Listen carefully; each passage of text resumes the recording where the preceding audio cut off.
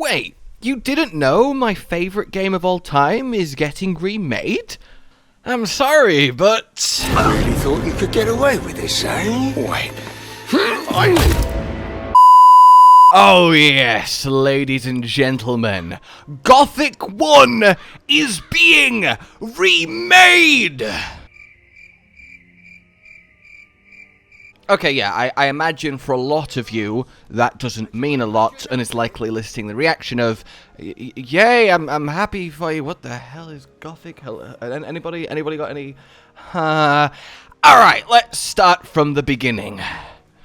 The universe was created when... Okay, maybe that's too far back. Let's start when a developer by the name of Piranha Bytes, who I adore, they make quirky, janky games to be sure, but all of them are absolute gems, and they have a small yet fiercely dedicated following, of which I am a proud member. And back in 2001, they released their first game, Gothic, a gritty, realistic, yet still fantasy magic RPG with a lot of, for the time, ahead of its time, features. They went to go on to Gothic 2 a year later, and then Gothic 3 in 2006. Now, I'm going to say something that if there is Gothic fans already listening to this, will likely get them to go, what? But Gothic 3 is my favourite of the three. It's the same year that Oblivion came out for reference, and it is a massive open-world RPG. Now, what I want to stress is that, yes, 2006, so everything that I'm about to say, a few things might be like, well, about 10 games in the last 3 years have done that, and while that is true, I made an entire video, like, 8 years ago now, how much I loved Gothic 3. It was like 40 minutes long, and there was much more I still could have and wanted to say/said.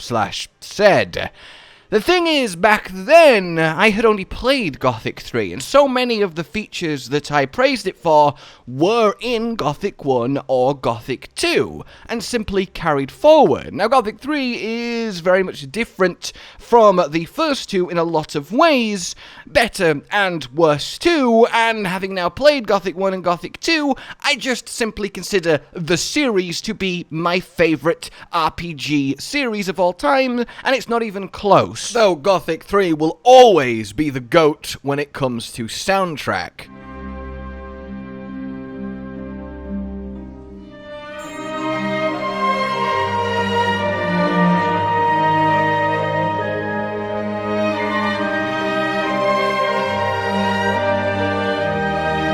Beautiful. Like, I would also go as far as to say it is my joint favourite game series of all time, along with Monster Hunter.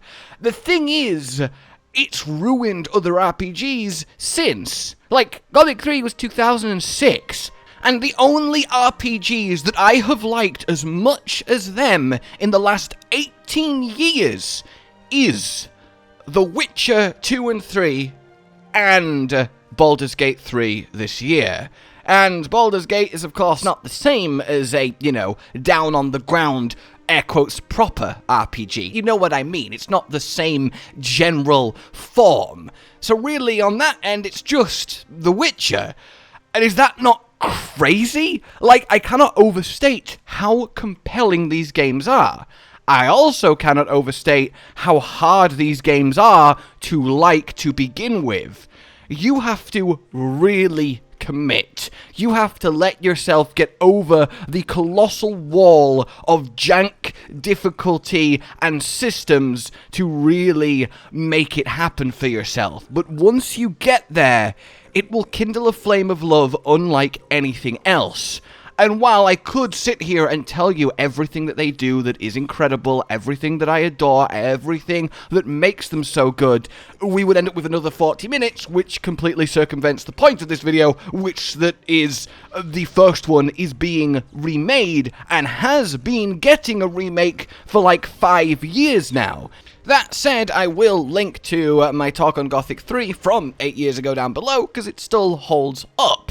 There is things that I would change, but generally speaking, it gets the point across, and you can apply nearly everything I say there to the entire trio of games.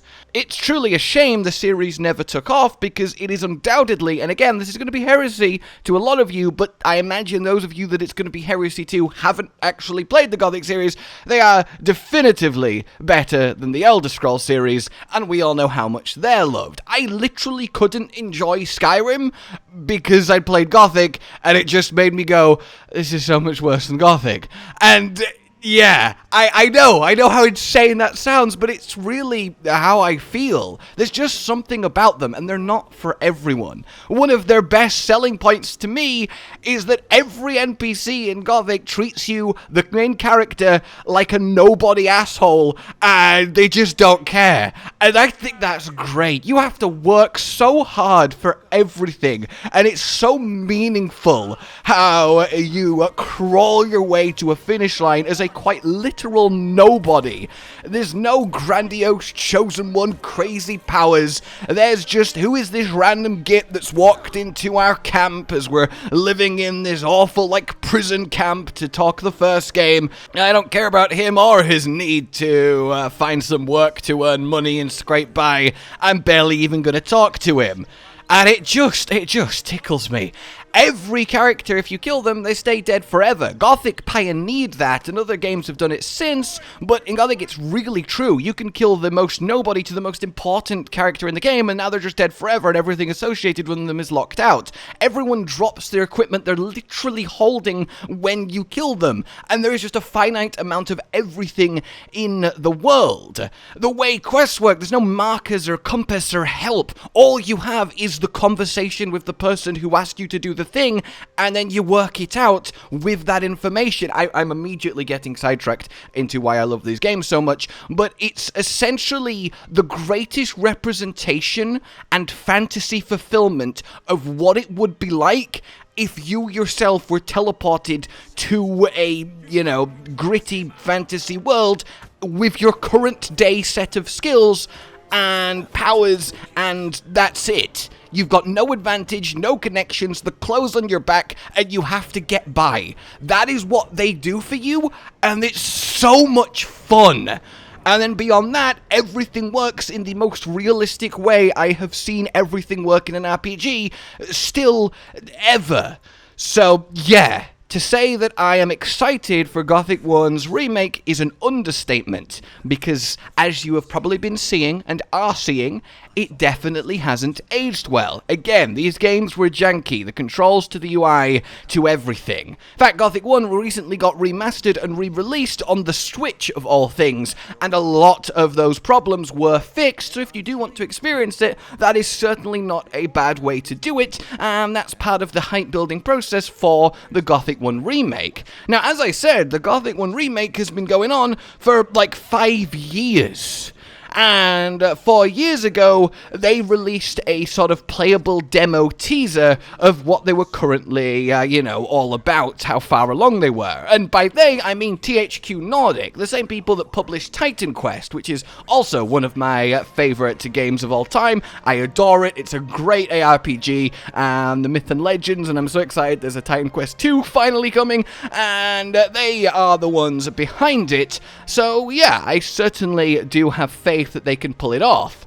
That said, the playable teaser was a little bit disappointing. As far as just a, RPG went, it was a fine showing, but it wasn't perhaps Gothic. It was too modernized. The visuals, gorgeous, and that's one of the most exciting things. A smoother UI, smoother controls, up-to-date, modern graphics. That's a real advantage of this. But you have to keep that brutal heart and soul and not lean into any tempting hand-holding in any kind of way to really keep the core of these games, and it kind of did. It didn't feel quite right, and to their credit, they listened. That's why 4 years later on, we still don't have an actual even release date, never mind release, because they went back to the drawing board and have been retooling it based on the overwhelming amount of thoughts given on that teaser, and I think that is really cool. But recently we're getting more and more little tidbits on it. We got, just even a couple months ago, another little trailer walkthrough of what's happening, and if you really want to look just how much improved it's already looking, this incredible side-by-side comparison by Max Hot Play is a great way to do so. And this is from a couple years ago now, what they showed off for this remake. And essentially what I want to achieve with this video is this is the thing that's happening. It means a lot to me personally because it is a game that means a lot to me personally, and I feel like as many eyes on this as possible is only a good thing, and I really hope it both works out and is a, well, actual good remake that keeps the soul of Gothic while bringing it up to, well, hopefully 2024, and it actually does release this year. I absolutely love the world of Gothic, and I love that it has been picked up and is given a new lease on life. There was a lot of sad kind of, well, let's just call it drama with how the Gothic series came to a close. Gothic 3 was pushed out too early by a bad publisher, which caused it to release in a buggy mess and really soured the end of the series. The dedicated community has been patching it for all of the years since and has made it playable, to the point when you get Gothic 3 on Steam, that community patch they've all worked so hard on comes inbuilt with it because the game simply doesn't kind of function without it. It really is amazing what the fans of Gothic do and how passionate they are, and again, I'm very, very proud to be one of them. There's just something special, magical about them that you just can't get anywhere else, at least I haven't, and it is a dragon I have been chasing for about, I don't know, 18 years now, ever since I played it when I was a kid when Gothic 3 first came out, and I'm almost 31 now, so yeah, really kind of peaked early when it came to RPGs as far as I'm concerned. So yeah, more than anything, I just want to make you guys aware that this is a thing. That one of the greatest, underrated, cult classic gems of the RPG genre, the Gothic series, is getting its first one remade into a modern version that hopefully will be true to its core. And I bid you, well, follow it, get excited for it, look into it, maybe consider it when the time comes. Obviously, I will play it, and if you guys like this, I will do a follow-up on if they've actually managed it, if I do think it is worth you giving it a go. But what I do think is worth you giving a go is Gothic 1, 2, and 3, if you can handle playing something that, yes, does look and feel a little bit dated by today's standards. Alrighty then, ladies and gentlemen, I hope you have enjoyed this, or at least found it interesting. For now, like if you have, subscribe for more, and consider supporting the future of this channel on Patreon down below. Until we meet again, a goodbye. Josh, Cotton, and Hollow with the videos, dropping the humor like a hammer on your tippy toes, bringing entertainment on a daily arrangement to take our insanity and turn it into entertainment. Yes, I said entertainment twice, to reiterate that it is nice to look into your faces on a mostly daily basis when you let us in your homes to make the whole world a stage. Goodbye.